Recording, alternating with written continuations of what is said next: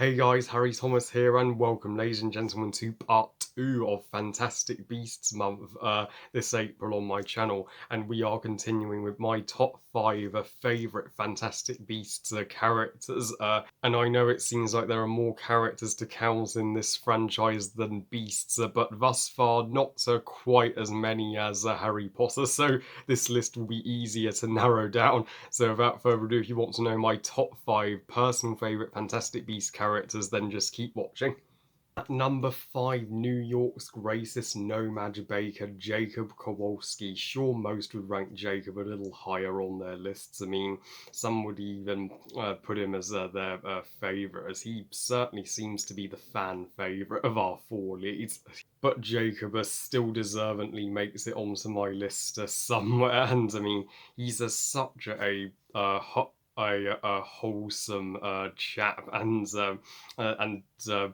sure, he's a highly inquisitive, and in the first movie feels like a fish out of water in the wizarding world, but does grow more accustomed to it, and is a real fighter, and does have the heart of a lion at heart, and he's the first genuine Muggle character to get involved with wizards. I mean, the Dursleys are nothing like Jacob. Let's be honest, and Jacob is a World War One veteran. He's lost his brother in the First World War, and now his girlfriend Queenie has sided with the dark side. I mean, he's a man that's lost us so much, so let's pray that things turn around for him in the third movie, and I think they will now that he's got a wand and will use it to hopefully save his relationship. And it makes sense that the Obliviate potion at the end of Where to Find Them didn't affect Jacob like it did the other No-Mages, as it only erases bad memories. I mean, they just remember a giant Obscurial destroying New York. Jacob literally experienced no bad things in his first time in the Wizarding World. I mean, and he fell in love, and his bakery is literally the most adorable, most imaginative bakery ever. I love how he used the designs of Newt's creatures as inspiration, and when he drinks the giggle water, it's impossible to not fall in love with him. At number 4, Tina Goldstein, the eldest of the Goldstein sisters, Makusa's number 1 aura and Newt Scamander's future wife. While Tina is a kind of the Hermione of the Beasts franchise, as she is, a kind of a woman who likes to follow the rules, but ends up breaking them because it's the right thing to do. Though she does disapprove of the actions of Newt and Queenie rather frequently in this franchise, she always has a good heart and loves them more than anything. And it's a real shame that Tina hasn't gotten more screen time. She's kind of been underused like Ginny was in Harry Potter, and it looks like in Secrets of Dumbledore we're going to see her even less, but nonetheless she's going to be there, and we are all going to applaud when she does show up. And Tina has a heart of gold for being the only aura who wants to save Credence and not kill him. So she was deservedly promoted and finally respected by Serafina Picari at Makusa and by Crimes of Grindelwald. And she and Newt would seem like an unlikely couple initially, because they both seem the complete opposite, and Newt does not so often see eye to eye with auras, with the exception of Tina. But even though Tina has a briefer quarrel with Newt over the fact that she thinks Newt is engaged to Lisa, when she finds out that Theseus is engaged to her instead, she soon realizes it was all a big misunderstanding and brushes this off. And forget eyes like a salamander. I mean, she has eyes that are I mean, 10 times more beautiful than a salamander. At number 3, our favourite magizoologist, Newt Scamander himself, and author of Fantastic Beasts and Where to Find Them, the book. I'm gonna say it. I like Newt as a protagonist better than Harry. Yes, I can hear all the boos in the comment section coming from a mile away, but I don't care. Newt is thankfully not the stereotype action male lead, and it's it looks like he's autistic, just like me, which is what makes me particularly connect with him. And his social skills are with humans are not the greatest, but he does learn to make more friends through the friends and girlfriends he made in his trip to New York to take the Thunderbird to Arizona.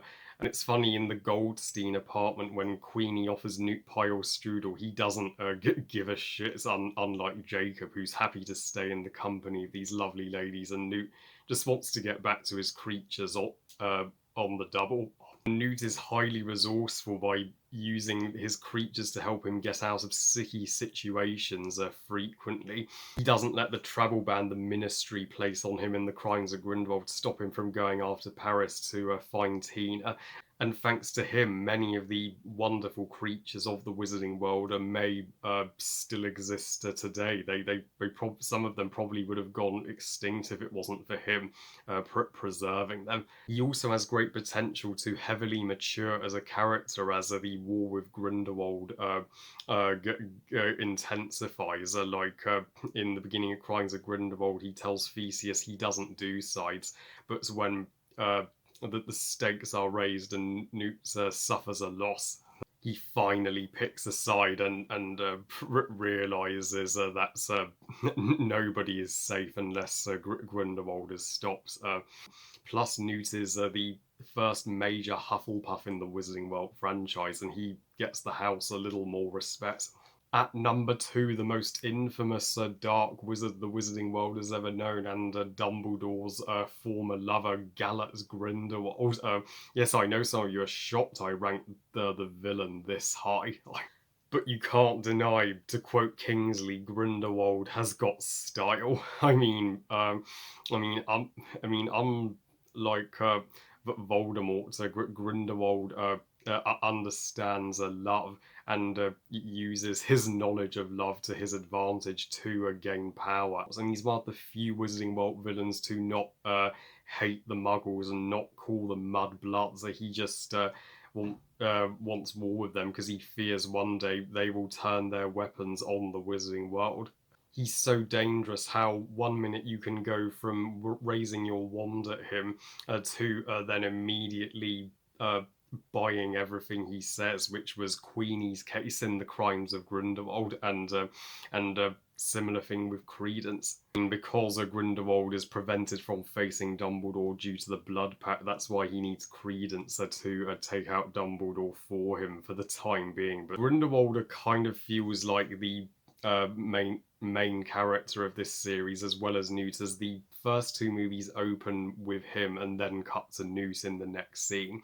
And Grindelwald even pulled a Barty Crouch Jr. on us in the first movie. In fact, twice also, when he not only when he takes Polyjuice Potion to impersonate Percival Graves, but when he does it to impersonate McNaffy in the Crimes of Grindelwald, something Voldemort could never do.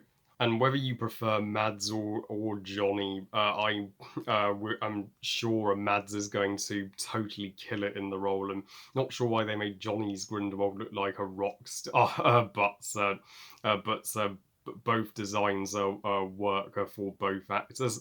Kind of glad Mads just looks more like himself and is not covered in Johnny's makeup. I mean, that would look absurd on him, and Grindelwald's insanely powerful and near unstoppable with the Elder Wand. I mean, did you see the Protego Diabolica blue fire spell he casted in the final battle of Crimes of Grindelwald when he's telling everybody to either walk through the flames, pledge their allegiance to him, or die, making Voldemort look like an amateur dark wizard in comparison. And plus, we see Grindelwald wreak havoc across the globe in the Wizarding War with him. With Voldemort, we only saw it in Britain.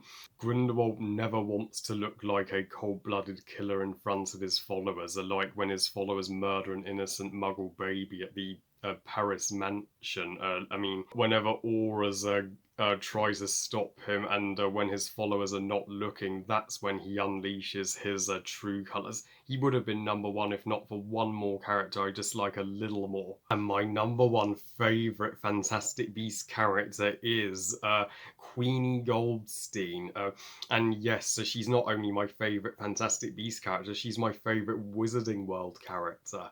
Period. And I know you're all like, but Harry, she's just a legitimate. She's not, a famous author or metazoologist like Newt. She's not a great aura like Tina. She's not a baker like Jacob. But she is a sweetheart, and that counts for something. She's easily the kindest of our four heroes, and I know that sounds ironic to say now after she is the only one of the four to be on Grindelwald's side in the third movie, but she's not siding with him because she agrees with what Grindelwald wants to do with the Muggles. Remember that she's only doing it because she felt like she had no other option if she wanted to be with Jacob, and turning her character to the dark side may make her the most passionate about wanting to stop him in the later movies. If she's the closest to him, she will see what he does and his true dark nature, and immediately regret her decision. I can see that. Bless her. You really hope that Grindelwald hasn't treated her like crap as a follower for all the years she's been with him at Numengard. And in but in the first movie, she had my favourite scene, the pile strudel scene, and completely opens up her home to two complete strangers who she never met. And she offers Jacob a meal immediately after reading his mind, knowing he didn't get the money for his bakery. I mean, what a pure soul she is. The very moment we meet her, I just went, ah. And people say Queenie has not made the wisest decisions, but if she was too perfect, then that would be boring. And she's not stupid, far from it. Heck, she was the one who rescued Newt and Tina from Makusa and Where to Find Them by telling them to get in the case. And I love how she calls Ilvermorny, the school she and Tina grew up with, the greatest wizard school in the world.